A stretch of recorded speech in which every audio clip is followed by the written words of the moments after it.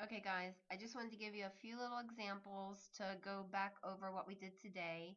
The integral of u to the n du when n is equal to -1. So just very quickly, it's the same rule as u to the n du when n's not -1. So if we have 7 minus 5x, 1 over that, dx, then I'm looking at that. There's no trig in there, so I know it's not a trig rule.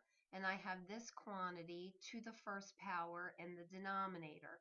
That's when n is -1. So I do the same thing I did before. I let u equal that quantity.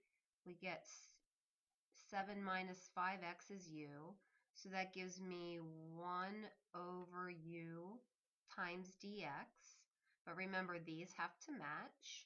And so I take the derivative of this just like before.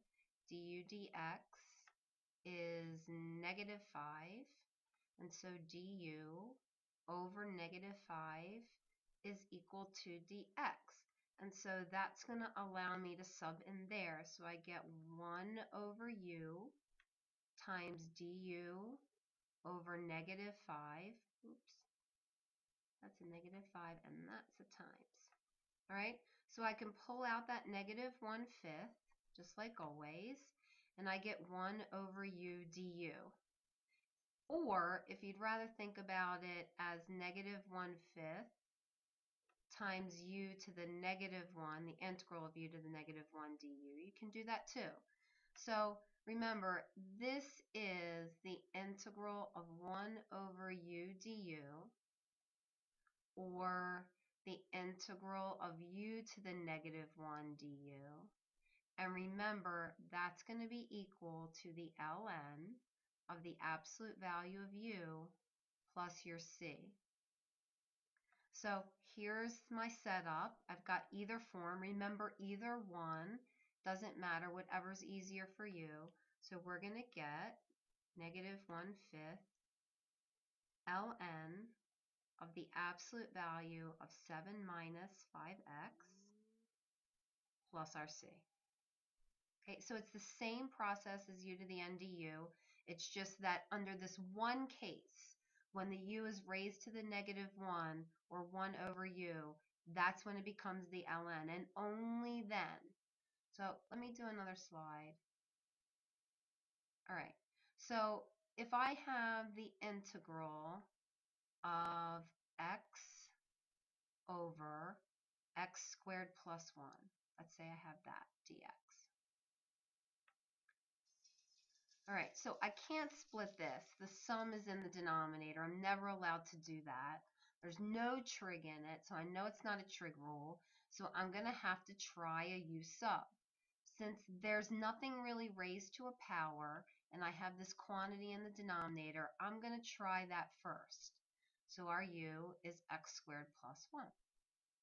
So I'm going to get x over u times dx, and I'm not going to panic about that x until I'm finished with getting du. So du over dx is 2x. Oops.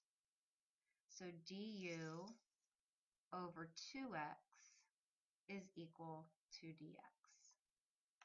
So I'm going to get x over u, and then I have du over 2x, and see, look what happens.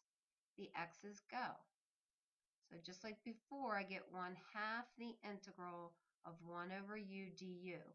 Since that denominator is to the first power, that's the special case, 1/2 ln absolute value of u plus c. All right, so let's talk about the u now. See this x squared plus 1? He's always positive. So when the u is always positive, the absolute value is really not necessary here. So I can say 1/2 the ln of x squared plus 1 plus c. But everybody says to me, can't we just put it in anyway so we don't mess it up, so we don't forget? And I say, of course, just put it in there if you need to. All right, good to go. Also remember today we did the integral of tangent u, and we derived that rule. And so make sure that you have that on a note card. Remember, that's equal to -ln the absolute value of the cosine of u plus your c. This is worth remembering. I want it on a note card. Oh, that's sad. Anyway, I want that on a note card. If you didn't do it today in class, make sure you do it now. All right? All righty. That's a short little one, but just to reiterate what we did today. All right.